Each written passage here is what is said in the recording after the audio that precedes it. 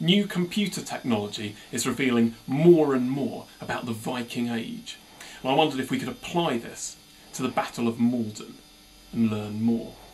Now, you've got a programme which illustrates perhaps some of the key moments in the battle, where it all went wrong for Brythnoth and his men. The Battle of Maldon, for example, is a perfect example of something where computer can really help us understand. Yeah, it basically sheds light on all the things that were puzzling us before. And the way it does this is really by simplifying it. It represents some confusing elements like Vikings with a mathematical model, big horns, you know, lots of the Vikings cloaks and there weren't any horns. Boats and things. I mean, that's just a myth. No, I thought Vikings. It's not true that the Vikings. There weren't any actual horns. It just symbolises what might be a large number of on a people. symbolic level, I can see how the Vikings have horns on a symbolic level. That's how to identify the Vikings. That's fine, I have no problem with that. Merely if you were suggesting that actual horned helmets were worn by these warriors, and that was kind of the evidence that, because that... I just don't think... I mean, I would disagree with you with that, but I don't think we should let that kind of thing interfere with the issue at hand, which is how computers can help us. And how can they help us? Well, I mean, what does actually tell us? Come on, let's have a look at the screen. Here is the simplified image. Now, there you have... Oh, sorry. This is very early technology here. But on the left, you'll see the Viking. Oh, it keeps moving, unfortunately. I mean, Vikings surely didn't move in those little leaps and bounds. They tend to move in a more... It's a bit of a design glitch. Consistent. We haven't quite sorted it out. Really, it should stop there and then let me control it. But it's not. Vikings wouldn't have done that, though. No, that you're being too literal. Just imagine that that's a Viking there on the left, and it's got little horns which make it look a little bit like a rabbit. But what about the bellows on the right? That's not a bellows. That's an axe. An axe.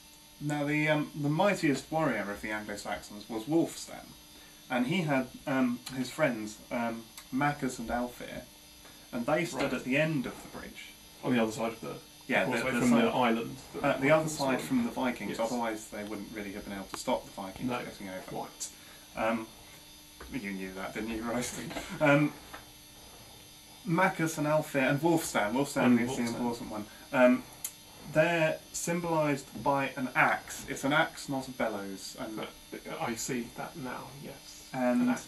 Yeah, although Wulfstan actually had a spear. Yes, but on a symbolic level. That's on a symbolic representation. It represents not only the weapon used, but the three warriors. Yeah. And I suppose you're probably running out of time, so we'll let's get on and see what happens. Yeah.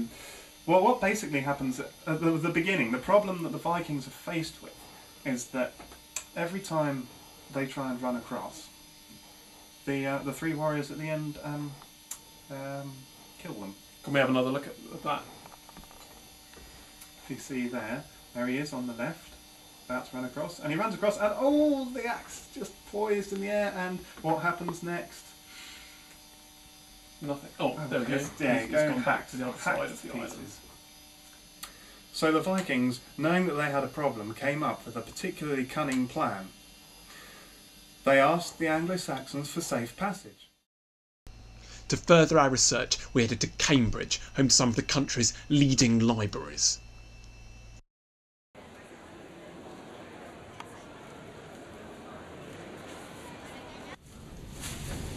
Dr. Ernest Ogle's work on the Anglo-Saxon era has made him one of Britain's most notorious academics.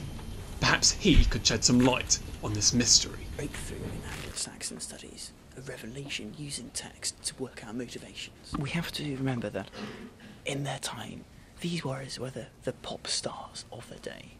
Their motivations were complex. Pop stars? Yes, that's right. Did they sing? Like Britney Spears. Well, it's funny you ask that question.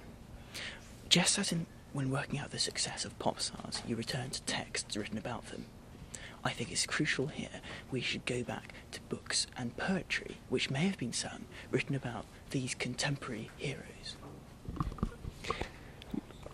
Is that going to actually help explain quite how the Anglo-Saxons lost in such a spectacular way? I'm very glad you've asked that question. I have found among the Anglo-Saxon corpus of literature a specific poem written by contemporaries. The poem about the Battle of Maldon. Yeah, reading that earlier. Anyway, let me explain. This poetry explains quite clearly, and it may well have been sung, why the Anglo-Saxons lost the Battle of Maldon. Let me tell you. Beardnoth led the Vikings across the river. Yes. Thank you.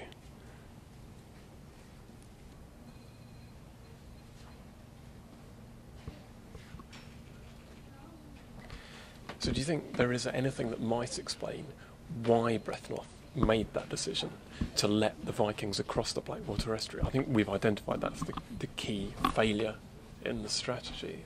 Well, the answer is very simple, blindingly obvious, only yet complex too. These Anglo-Saxons were men of honour who believed that they had to act in a way fitting with their station in life. Not like today's scum who just don't know how to behave and don't respect their elders. These are men who knew they were men and acted like men. Right. They weren't just bloodthirsty barbarians. No. They had a code. That's a misconception. A popular misconception, typical and symptomatic of today's decadent society. No, these are men of blood and honour who had to do what they had to do. Very interesting. So surely there must be something other than this poem as a source which might help to explain something that you've learned from your study of Saxon society that might help to elaborate on precisely what it was. I've already told you once, you stupid boy. And why are you filming in here? Go on then. If we go back to the trench, they might have discovered something which will help us to understand the Vikings. So what kind of progress have we made so far here? Well, again, we haven't discovered anything yet. I mean, archaeology is a very slow process. You can't expect us to turn up finds just immediately. So how long do you think it will be before we can definitively say whether this is the site we're hoping it's going to? Well, it's difficult to tell. It's not going to be a matter of minutes. Probably not a matter of hours. It may take days. Days? Or weeks. Well, what about, say, this piece of mud here? Is there some way that we can use sort of date this and that will give us some idea of the antiquity of the actual layer? Yes. Right. That would indicate the age of the layer from which that piece of mud has come. Yes.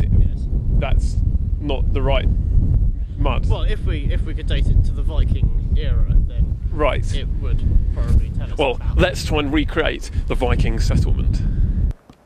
This is a reconstruction of an Anglo-Saxon village. And as you can see, it's relatively humble dwellings, but this certainly would have been where somebody like Brythnoth and an earl would have lived. But the humble Saxon warriors who made up the bulk of the army that fought at Maldon this day would have come from somewhere very much like this. And after the battle, any that survived had returned to their villages and their homes, that have sat around the fire and told the tales of their bravery and derring-do on the battlefield. And somewhere like this.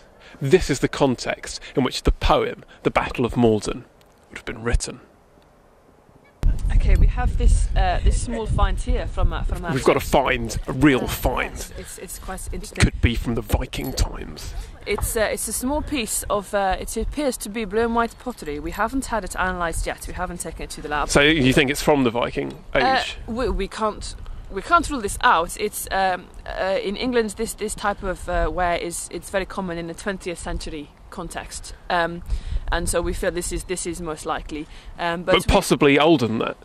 We cannot rule this out. You know, we will have some dating done, some analysis, and we will see. But we don't know really. We couldn't say now, but.